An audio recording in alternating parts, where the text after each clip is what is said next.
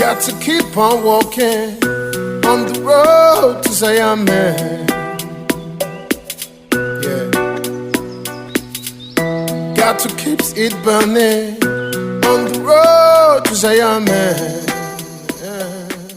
Hola, oyentes de Radio Sefarad. Volvemos a comunicarnos con Luciano Mondino en su sección Sionismo no solo cuestión de judíos. ¿Qué tal, Luciano? Hola Jorge, ¿qué tal? Buenas tardes. ¿Cuál va a ser el tema que vas a abordar en esta ocasión? Mirá, tenía en mente en principio hablar algo sobre las explosiones y los apagones de Irán, pero bueno, es un tema que quizás pasa un poco más, no tanto como un tema de por sí, sino una característica más que enfrenta hoy el régimen de los ayatolá, pero enfocaría un poco más a lo que es Siria, la cuestión del nuevo gobierno sirio que se impuso a la caída del régimen de Bashar al-Assad a finales del año 2024 y que abre todo un abanico, ¿no? de incertidumbre quizás para el mundo entero, para el mundo árabe y también para el Estado de Israel. Creo que hay dos elementos que son claros que por lo menos nos grafican un poco la incertidumbre o la falta de certeza que hay a la hora de definir el nuevo régimen sirio. Primero, el posicionamiento de la Liga Árabe. O ha sido realmente muy llamativo cómo primero Arabia Saudita y luego Emiratos Árabes Unidos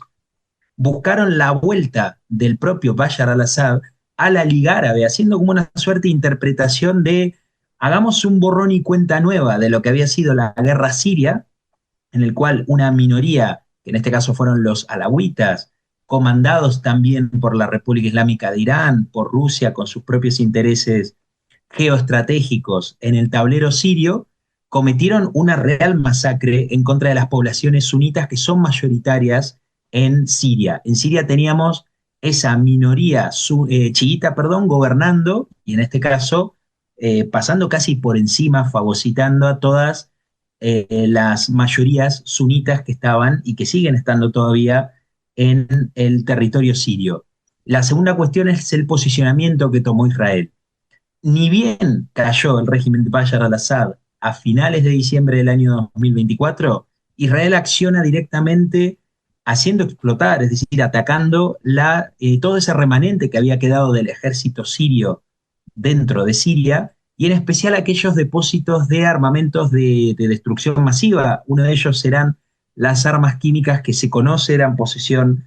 del ejército sirio y de Bashar al-Assad utilizadas durante la guerra civil siria, pero que sin dudas se abría un panorama muy distinto al entender que el nuevo gobierno que venía a tomar el control de Siria, que es por su génesis una facción de Al-Qaeda que ha tomado el poder, podía hacerse finalmente con el control de las armas de destrucción masiva. Cuando hablamos de estos temas que son fuertemente sensibles, ahí pasamos a un escenario hipotético que es quizás una de las mayores,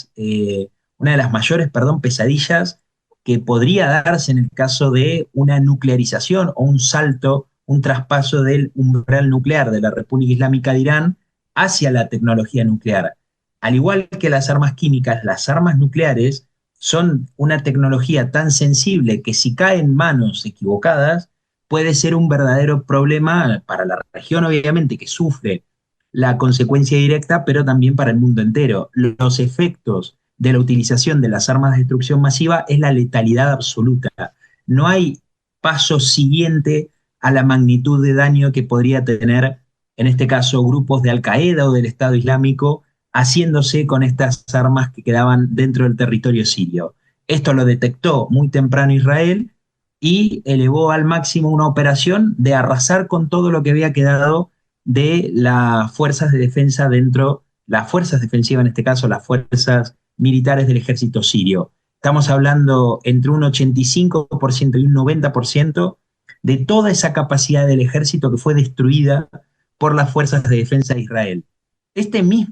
misma forma de operar se repitió en el mes de marzo. Creo que fue entre el 15 y el 17 de marzo cuando las fuerzas de defensa de Israel lanzaron una ola de ataques en el sur de Siria, justamente, que es ese espacio que Israel más mira, no solo por la presencia de los drusos y la posibilidad de que estos sean arrasados por el nuevo régimen de Al-Yulani, sino también por la necesidad de Israel de proteger especialmente la frontera norte y evitar que justamente esa presión islamista o esa presión yihadista genere nuevos problemas en la frontera norte de Israel. Digo nuevos porque sabemos que cuando hablamos del norte de Israel nos dirigimos especialmente a la cuestión de seguridad que tiene con Hezbollah en la frontera con el Líbano, que se sabe que desde hace mucho tiempo es un problema, especialmente desde el año 2006, y en especial en vista de lo que significa que una organización terrorista o yihadista como es Hezbollah o como es Al-Qaeda o el Estado Islámico, las distintas facciones que están dentro de estos grupos rebeldes, puedan tomar realmente posiciones de poder y enfrentar a lo que son las fuerzas de defensa de Israel y acechar obviamente la seguridad de los israelíes en el norte. Lo que ocurrió justamente a finales de marzo fue eso. Israel detectó rápidamente que había grupos que estaban queriendo otra vez tomar posiciones que pertenecían al ejército sirio y las fuerzas de defensa de Israel actuaron enseguida para arrasar con todo esto que quedaba. Israel no aclaró que había sido el nuevo grupo Ahmad al-Sharaa, que era este grupo, bueno, liderado por Ahmad al-Sharaa, por al-Yulani, que tiene, insisto, elementos armados islamistas afiliados o bien al Qaeda o al Estado Islámico, que habían intentado tomar esta posición que el ejército sirio dejaba libre. Sin embargo, todos los indicios apuntan a que en realidad había sido esto, que era ese régimen que había reemplazado a Bashar al-Assad, todavía en el mes de marzo seguía intentando buscar algún tipo de posicionamiento o reposicionamiento dentro de Siria y tomar esas armas remanentes que quedaron del ejército de Bashar al-Assad. La pregunta que se abre en este marco o en este panorama, creo, de inseguridad e incertidumbre es si bien el gobierno sirio representa un gobierno de transición que puede o no estar llevando a Siria hacia una cierta estabilidad o cierta inclusión en lo que son los parámetros de los países, en este caso sunitas, podríamos decir moderados o pragmáticos, son palabras con definiciones muy distintas, pero que sí, que creo que se podrían utilizar, o bien, un poco lo que la realidad nos está marcando, se trata de un régimen islamista que está empleando ese pragmatismo táctico para eliminar ciertas sanciones y presiones occidentales, pero que al mismo tiempo sigue comprometido ideológicamente con sus raíces más radicales. Insisto, podríamos aquí ver las propias raíces de HTS, que es esta facción o este nuevo gobierno sirio que es encabezado por el presidente interino Ahmad al-Sharaa o al-Yulani, que surge de esa coalición que él lideró en los momentos de resistencia contra Bashar al-Assad, o podemos hablar incluso también de la conexión que tiene con el ejército que estaba especialmente en la zona del este y el noreste, perdón, de Siria, que tenía fuertemente un lazo muy marcado con Turquía, que es ese actor quizás más difícil de comprender que tiene Israel dentro de sus amenazas cercanas, quizás a mediano plazo podríamos incluirla por lo que es la propia relación entre Ankara y Jerusalén, pero que sin dudas muestra a un Erdogan como una suerte de sultán 2.0 en el que quiere ya no solo revivir ese imperio otomano que finalizó al terminar la Primera Guerra Mundial, sino directamente volver a liderar un poco las causas islamistas, que aquí se puede dar o bien con un Erdogan sumándose un poco a lo que es la causa palestina, incluso también en sus acting o en su retórica de la liberación de Jerusalén, como ha marcado en uno de sus últimos discursos en Ankara, o bien llevando justamente este patrocinio o padrinazgo a organizaciones armadas que son fuertemente violentas y que representan justamente este yihadismo. El yihadismo no tiene nada que ver como se lo presenta muchas veces como esa introspección que puede ser individual o social y mucho más emparentado a las definiciones teológicas que tiene la propia palabra yihad. Aquí estamos hablando de el empleo de lo que es la Guerra Santa como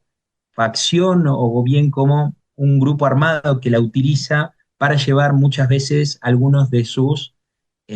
objetivos políticos de corto, mediano y obviamente de largo alcance. Aquí solamente tenemos que definir qué es este grupo que ha llegado al poder en Siria. Estamos hablando de que es, o representa, mejor dicho, la mayor organización armada salafista islamista dentro de Siria y una de las más grandes incluso también en la región, que opera, en este caso HTS, como un grupo paraguas que ha unificado a varios de los otros grupos que han ido armándose a lo largo de la guerra civil siria. Aquí no estamos solamente focalizando en el año 2024 y lo que fue la caída de Bashar al-Assad, sino estamos yendo un poco antes también, año 2011, 2012, cuando quizás lo que podríamos definir como la primera parte de esta guerra civil empieza a subir de la temperatura en Siria y empiezan justamente a formar a grupos dirigidos en este caso como el de Al-Julani, quien dirigió anteriormente la rama de Al-Qaeda en la propia Siria, que estaba también con Jabhat al-Nusra, antes de cortar lazos incluso con el propio Al-Qaeda y buscar algún tipo de emparentamiento con el Estado Islámico, especialmente a partir del año 2014, cuando el ISIS o el Daesh pierden posiciones en Mosul, en Irak, muy cerca, insisto, del territorio sirio y empiezan a buscar escenarios alternativos para empezar a desarrollar así su operatividad terrorista. Hay unos estudios del Centro Alma que son muy buenos realmente, que es quizás o una de las voces más autorizadas en Israel para entender todos los desafíos y amenazas a la seguridad y la estrategia de Israel en la zona norte, que es el Centro Alma, que tiene realmente uno de los estudios que señala que la mayoría de estos grupos miembros de HTS son salafistas y antes de la propia caída de Bashar al-Assad operaban principalmente en la zona noroeste de Siria y el norte del país. A esto se le suma también el Ejército Nacional Sirio, que es Jaish al-Watani, que es otro importante grupo armado que se ha afiliado al nuevo régimen sirio y son estos quienes tienen participación y un fuerte respaldo por parte del gobierno de Turquía. Insisto, el caso de Turquía para entender Siria es elemental, porque estamos hablando ya no solo de un país que encabeza, en este caso Erdogan, que sostiene un régimen que está islamizando la República Turca de Atatürk de principios del siglo XX, sino que estamos hablando de un Estado que es miembro, un país que es miembro de la OTAN y que tiene en su posesión tanto fuerzas armadas en su estrategia y en su táctica, tienen cierto peso relativo en una región en la cual está habiendo todo un recambio estratégico en el tablero geopolítico de la región. Por lo tanto, entender cómo Turquía, en vistas de también lo que es el desarrollo de Israel, empieza a tender ciertos canales de diálogos, algunos subterráneos, otros mucho más públicos, con el propio Jerusalén, nos muestra cómo esta partición de influencias se está dando en Siria a partir de lo que es un destierro casi mayoritario de lo que ha sido la participación o influencia de la República Islámica de Irán en el territorio sirio. Una de las cosas más llamativas que vimos en los últimos meses tras la toma del poder de estos grupos salafistas en Siria es como muchos líderes occidentales hicieron una suerte de peregrinación para visitar la capital, para visitar Damasco e incluso tomarse fotos con Al-Julani, sabiendo que incluso la verdadera cara de Al-Julani todavía no es clara. No sabemos si él va a ir a ese pragmatismo que puede ser aún pragmático, un real problema para la seguridad del Medio Oriente, o bien realmente estamos en manos de un gobierno que finalmente va a decantar lo que es la cara quizás más brutal de ese yihadismo o de ese terrorismo islámico que conocemos ha golpeado dentro y fuera del Medio Oriente en distintas ocasiones, probablemente no sea la última vez, y cómo también estos grupos van sofisticando mucho este tipo de herramientas. En esa peregrinación de líderes occidentales hay una foto muy buena que se puede ver incluso en internet, se la puede buscar, que es con la ministra de Relaciones Exteriores de Alemania, Baerbock, y el ministro de Exteriores francés, que no recuerdo ahora el nombre, pero que viajaron juntos a Damasco para reunirse con el propio Al-Julani. Aquí era no solo la visita a la primera delegación europea de alto nivel que se iba a encontrar con el nuevo liderazgo de Siria, sino cómo países europeos que tienen hoy a nivel general, como es la Unión Europea, pero también de forma particular, una participación muy desdibujada en los asuntos de Oriente Próximo en general. El caso de Francia creo que es muy claro si también se lo ve un poco en espejo con lo que es la zona centro y norte de África, que ha perdido, en este caso, una fuerte influencia o bien en manos de gobiernos autoritarios o bien en manos de estos grupos que no son estatales como tales, pero que tienen una fuerza muy grande en lo que es la organización de estos países. Por lo tanto, al-Yulani, que es este liderazgo nuevo que personifica el gobierno de HTS en Siria, ha estudiado y aprendido claramente de esas decisiones estratégicas que fueron muy catastróficas para el resto del Medio Oriente y que fueron tomadas por estos grupos salafistas yihadistas, como el caso de ISIS y Al-Qaeda, y que en la era de la información todo el mundo conoce las atrocidades que estos grupos marcaron, incluso también con minorías dentro del mundo musulmán. Ellos han puesto al mundo y a casi todo Oriente Medio en su contra. Aquí al-Yulani intenta una suerte de reversión de esa opinión pública general, prometiendo que en realidad su gobierno interino lo que iba a buscar es una transición pacífica e inclusiva, cooperando incluso con las minorías en Siria. Aquí vemos cómo pocas semanas después se produjo la masacre tanto de cristianos como de musulmanes en Siria, también de alawitas, que fueron masacrados realmente por las fuerzas rebeldes que tomaron el poder en Siria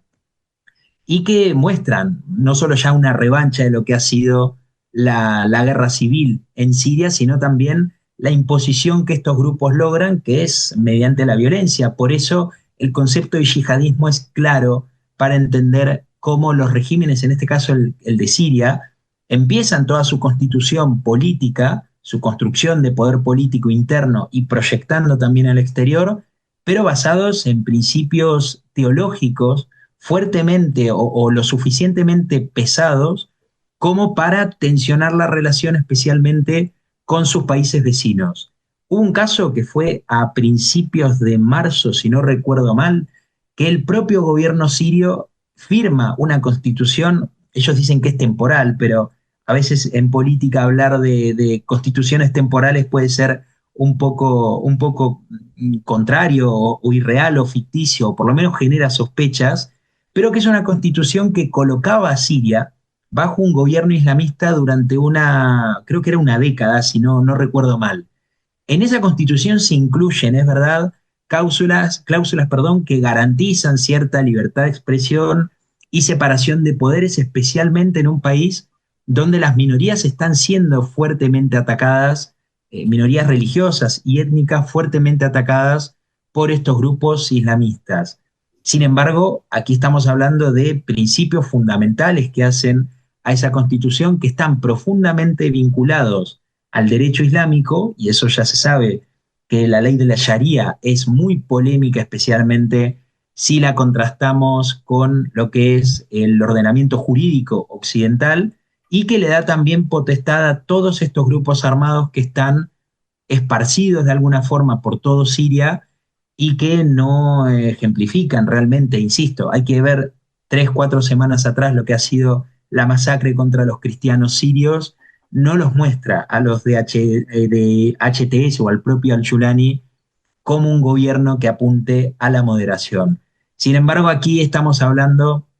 de probablemente una proyección, un poco lo que decía hoy, hacia la opinión pública internacional, porque el propio al-Yulani conoce que Al-Qaeda y el Estado Islámico han sido responsables de masacres y atrocidades cometidas incluso también dentro de las propias minorías musulmanas. Hay muchísimo material sobre esto, creo que no es necesario, incluso hay testimonios que son irrelatables y que no tiene ningún valor decirlos, porque creo que el valor real está en poder leerlos y en poder escucharlos, pero cómo relatan y cómo testimonian lo que es la atrocidad de estos grupos yihadistas en contra de mujeres, en contra de niños o en contra de las propias poblaciones, como el caso de Siria o en Irak, que sabemos que el Estado Islámico entre 2014 y 2015 cometió atrocidades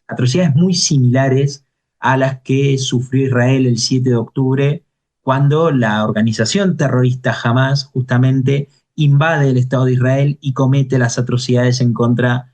de los kibutzim del sur del país. Aquí estamos proyectando, entiendo que una Siria mucho más ligada a un lavado de cara, especialmente frente a la opinión pública internacional, pero que Israel detecta como una amenaza inmediata. Por eso si vemos lo que sucede en Israel, no solo con esa, vamos a decir, ese reconocimiento a la necesidad o la idea de un Estado o territorio o cierta autonomía que los drusos puedan tener en territorio sirio, ya no solo por envalentonar a una minoría que tiene mucho parentesco con especialmente las zonas del Golán en Israel, mucha raíz en común, especialmente en familias que han sido separadas durante los más de 70 años que Israel llevaba o lleva en guerra con Siria, pero que sin duda significaría esto para Israel una suerte en la práctica de ampliación de una zona de amortiguación por si estos grupos realmente se terminan convirtiendo en una amenaza inmediata. Creo que Israel entendió en los últimos 20 años, quizás en el último año y medio lo entendió de forma mucho más contundente, cómo estos grupos yihadistas como Hamás pueden adoptar una cara pragmática frente a la opinión pública del Medio Oriente y también hacia la opinión pública internacional. Sin embargo, cuando mantienen ese germen ligado a lo que es la Guerra Santa, que es en definitiva una transformación completa que incluye factores psicológicos, factores emocionales y que identifica justamente ese proceso de radicalización que hay en el terrorismo islámico, estos grupos se pueden convertir casi de la noche a la mañana en una amenaza directa. Por lo tanto, Israel no solo buscará la ampliación de esas zonas de amortiguación, sino también lo que es el control de posiciones que son verdaderamente estratégicas. Aquí el Monte Hermón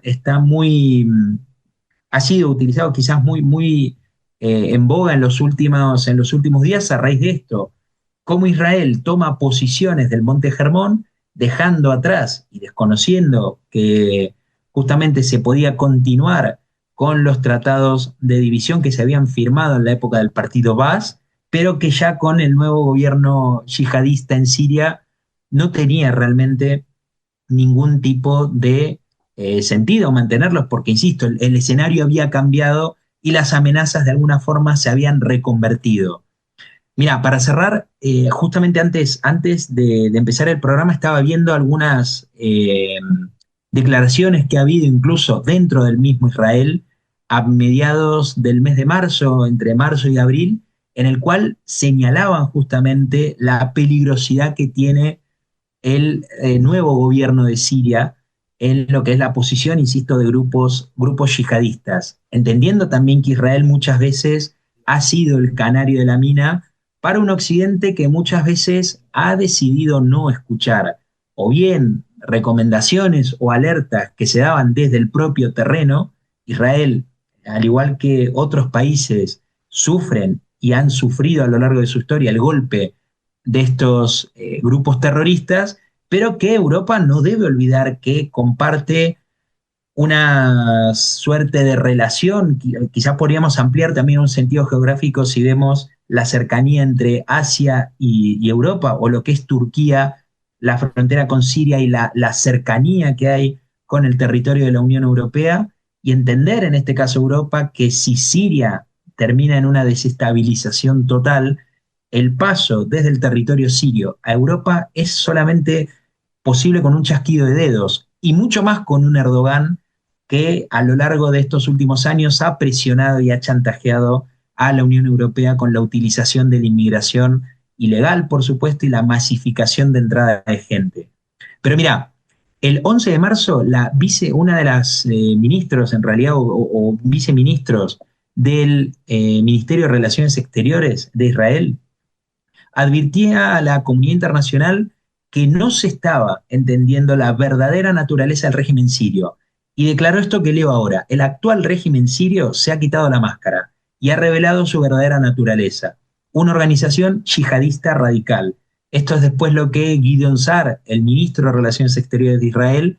declararía días después con una suerte de alerta y llamado de atención a la comunidad internacional para que empiece a entender lo que hay dentro del nuevo régimen de Siria y también lo que es la proyección de dos de sus principales aliados. Turquía lo dije hoy muy poquito, y el segundo es muy claro porque es conocido por todos, Qatar. Esos falsos o alguna suerte de falsos pragmatismos que se presentan para lavar la cara, pero que en realidad son grupos que ya han actuado, actúan desde hace mucho tiempo y a lo largo de la historia reciente han cometido las peores atrocidades contra quienes son distintos a ellos, pero también contra los propios musulmanes en Oriente Medio.